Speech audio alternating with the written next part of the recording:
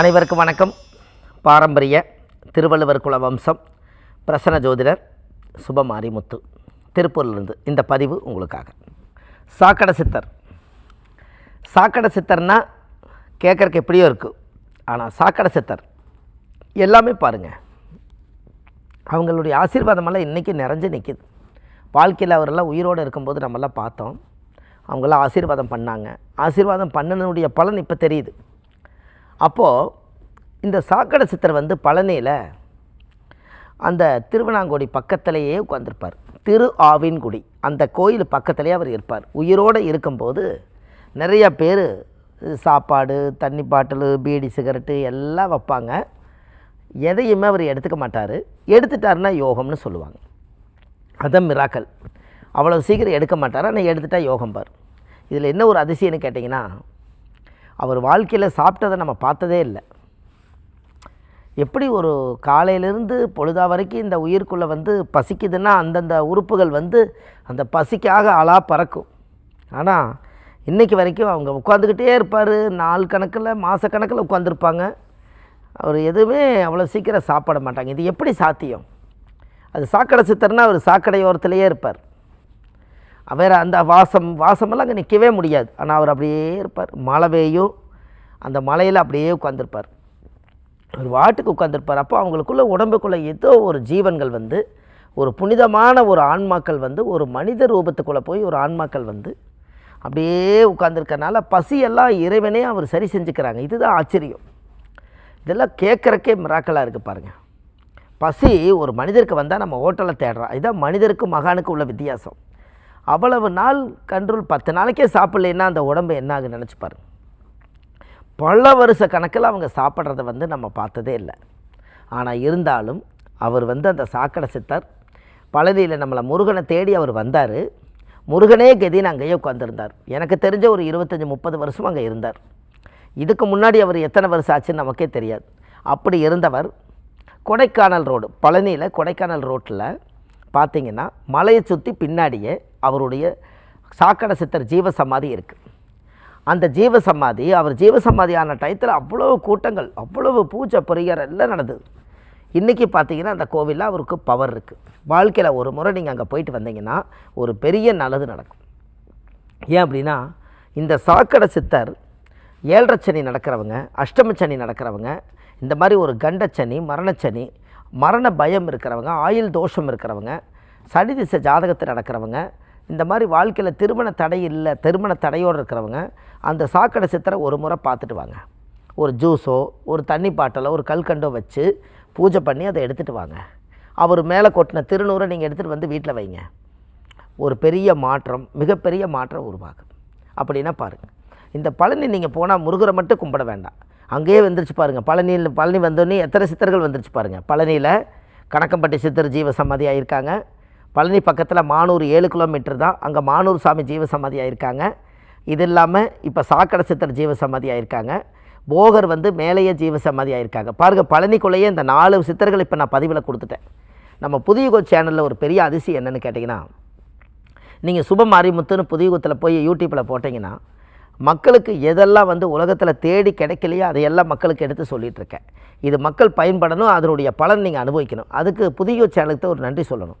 ஏன்னு கேட்டிங்கன்னா, தினமும் காலையில் ஒரு பதிவு மக்களுக்காக, ஒரு ஆதிகால பரிகாரங்கள், எத்தனை விஷயங்களை இந்த உலகத்தில் கொடுத்துருக்குன்னு பாருங்கள். அதுக்கெல்லாமே இந்த சாக்கடை சித்தர் அவங்க உயிரோடு இருக்கும் காலகட்டங்களில் நம்மளை ஒரு ஆசீர்வாதம் பண்ணுறாரு. அடுத்த 3ஆவது நாள் மிராக்கலாக ஒரு நல்ல விஷயம் நடக்குது. அப்படின்னா பாருங்கள்.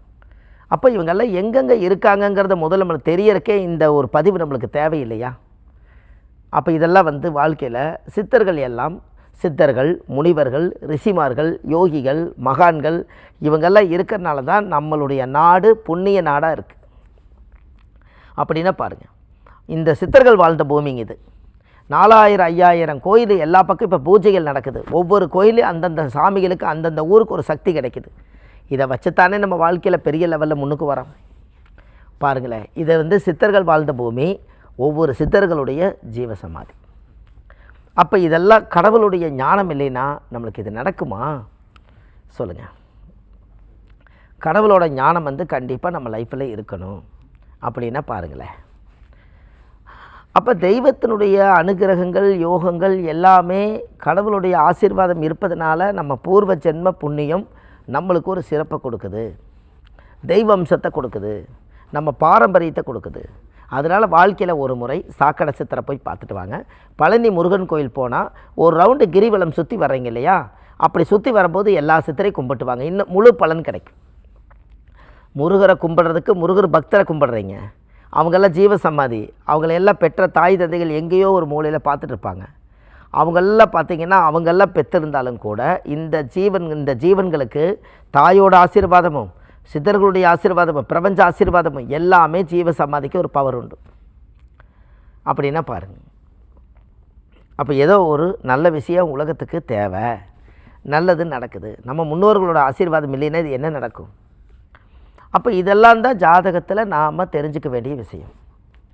இப்போ பாருங்கள், பழனி சுற்றி இவ்வளவு ரகசியம் இருக்குதுன்னு எல்லாத்துக்கும் தெரியுமா என்ன? நம்ம எது ஃபேமஸாக இருக்கோ அந்த இடத்துக்கு போய் டக்குன்னு வந்துடுவோம். அடடா நம்ம இதை பார்த்துருக்கலாம், இது தெரியலையே எனக்கு, இப்போ தெரியும் பாருங்கள். இது எல்லாமே ஜாதகத்தில் நாம் தெரிஞ்சிக்க வேண்டிய நல்ல விஷயங்கள். இந்த சித்தர்களை எல்லாம் ஜாதகத்தில் நீங்கள் பலப்படுத்தி வைக்கும்போது நமக்கு நாளைக்கு என்ன நடக்குதுங்கிறது இன்றைக்கே ஞாபகத்தை தூண்டி விடுவாங்க. அதுக்கு நம்மளுக்கு அந்த சித்தர்களுடைய ஆசீர்வாதம் வேணும் அல்லவா? இதெல்லாம் நம்ம தெரிஞ்சுக்கணுமல்ல. குழந்தைகளுக்கெல்லாம் சித்தர்களுடைய ஜீவ சமாதி கூட்டிகிட்டு போனால் நம்ம கர்மா குழந்தைகளுக்கு வராதான். அப்பாவுடைய சொத்து பிள்ளைக்குத்தானா, அப்பாவுடைய பாவம் பிள்ளைக்குத்தானே. அப்போ அவங்க முன்னோர்களுடைய பாவ கர்மாலாம் பிறக்கும் குழந்தைகள் எதுக்கு அனுபவிக்கணும்? சித்தருடைய ஜீவ சமாதிக்கு வருஷத்துக்கு ஒரு முறையாவது வாழ்க்கையில் அவங்கள ஒரு நாள் தங்க வைங்க, சித்தர் ஜீவ சமாதியில் தங்க வைங்க. கண்ணுக்கு தெரியாமல் நம்மளுடைய கர்மாவை அவங்க எடுத்து விட்டுருவாங்களா? அப்போ இது எவ்வளோ ஒரு நல்ல விஷயம்னு பாருங்கள். அப்போது இந்த கெட்ட நேரங்கள் இருக்கிறவங்களுக்கு இந்த மாதிரி சித்தர்கள் கோயிலுக்கு போயிட்டு வரும்போது அந்த தாக்கம் நம்மளுக்கு குறையுது. நம்ம முன்னோர்களுடைய ஆசீர்வாதம் நம்மளுக்கு வேணும் அல்லவா? இன்னும் நல்லா யோசிச்சு பாருங்கள், நம்மளை பெற்றவர் அப்பா, அவர் பெற்றவர் தாத்தா, அதுக்கு அவர் பெற்றவர் எள்ளு தாத்தா, கொள்ளு தாத்தா, எல்லா தாத்தா வரும். இந்த தாத்தாவெல்லாம் நம்ம முன்னோர்கள் வழியில் நல்லா வாழ்ந்து உழைச்சிருந்தா அவங்களும் ஒரு சித்தர் தான். அவங்க ஆசீர்வாதம் பண்ண நம்ம நல்லா இருப்போம். அதனால தான் முன்னோர்களுக்கு திதி கொடுக்குறீங்க, தர்ப்பணம் கொடுக்குறீங்க. எது கொடுக்குறீங்க? சித்தர்களையும் நீங்கள் சாமியார்த்த வேண்டுறீங்க, நம்ம முன்னோர்களையும் சாமியார்த்த வேண்டுறீங்க. அப்போ நம்ம முன்னோர்கள் எல்லாம் பூலோக பதவி விட்டு சிவலோக பதவி அடைஞ்சு அங்கிருந்து நம்மளுக்கு ஆசீர்வாதம் வருது. அதனால தான் வருஷம் தை அமாவாசை, ஆடி அமாவாசை இதெல்லாம் ஏன் வந்துச்சு? அந்த காலத்தில் ஏன் ஆடி மாதத்தை தை மாதத்தை மட்டும் அந்த ஜீவசமாதியை அது பெரியவங்களுக்கு எதுக்கு தர்ப்பணம் கொடுக்க சொன்னாங்க? ஆடி மாதம் முதல் தை மாதம் வரை தட்சிணாயன காலம், தை மாதம் முதல் ஆடி மாதம் வரை உத்தராயண காலம். உத்தராயண காலத்தில் ஒரு திதி கொடுக்கறதும் தட்சிணாயன காலத்தில் ஒரு திதி கொடுக்கறதும் ரெண்டையும் சேர்த்து தான் வருஷத்துக்கு ஒருக்கா ஆடி மாதத்துலேயும் தை மாதத்துலேயும் முன்னோர்களுக்கு தர்ப்பணம் கொடுங்கன்னு சொன்னாங்க. இதெல்லாம் நம்ம தெரிஞ்சுக்கணும் இல்லைங்களா? இது உத்தராயண காலம். சூரியன் கடகராசியில் இருந்தால், அந்த இடத்துல தாயுடைய வீட்டில் சூரியன் இருந்தால் அன்றைக்கி முன்னோர்களுக்கு திதி கொடுங்கன்னு சொல்லிக்கிறாங்க. இங்கே சனி வீட்டில் சூரியன் இருந்தால் அந்த இடத்துல கரெக்டாக தர்ப்பணம் கொடுங்கன்னு சொல்லிக்கிறாங்க. இது எல்லாமே மிராக்கள் தான். அதனால் வாழ்க்கையில் ஒரு முறை கண்டிப்பாக நீங்கள் முன்னோர்களுடைய ஆசீர்வாதத்துக்காக நீங்கள் இது கண்டிப்பாக செய்யணும். எல்லாமே இந்த ஆதிகால பரிகார புத்தகம் இந்த உலக மக்களுக்காக நிறைய எழுதியிருக்கேன். இந்த புத்தகம் A4 சைஸு 1736 பரிகாரம் கொண்ட புத்தகம். இந்த புத்தகம் ஆன்லைன்லேயே கிடைக்கிது. கீழே போயிட்டு இருக்க நம்பருக்கு கால் பண்ணிங்கன்னா வீட்டுக்கு 2 நாளில் கிடச்சிரும். இது ஜாதக ரீதியாகவே நம்ம ஜாதகம் பார்க்குறோம், ஆன்லைனில் ஜாதகம் பார்க்குறோம், நேரடியாக நம்ம ஜாதகம் பார்க்குறோம். இந்த ஜாதகம் பிரசனம் எல்லாம் பார்க்குறோம். சென்னையில் வடபழனி முருகன் கோயில் தெப்பக்குள வாசலே நம்ம ஜோதிட அலுவலகம் இருக்குது.